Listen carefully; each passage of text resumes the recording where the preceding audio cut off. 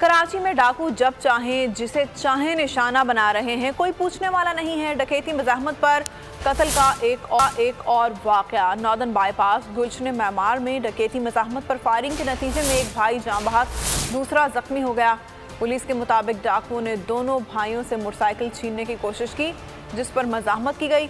इस दौरान फायरिंग से एक जाँ बहक और दूसरा जख्मी हो गया। दोनों भाई सिक्योरिटी गार्ड से डाकू फरार हो गए और जाते हुए सिक्योरिटी कंपनी की जानिब से दिया गया पिस्तौल भी छीनकर फरार हो गए। दोनों भाई मेमन गोट के रिहायश। मंजिल, रास्ता, जज्बा,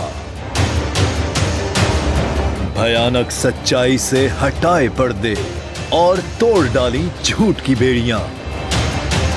सलाखों से डरना कैसा जब चट्टानों ने पाला हो। इमरान खान बोल के साथ जुम्मे से इतवार रात 10 बजे सिर्फ बोल न्यूज पर।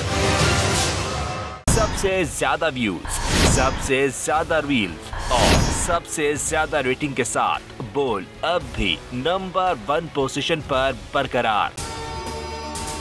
अगर आपको ये वीडियो पसंद आई तो लाइक पर क्लिक करें, सब्सक्राइब करें और बेल दबाएं ताकि कोई खबर रह न जाए।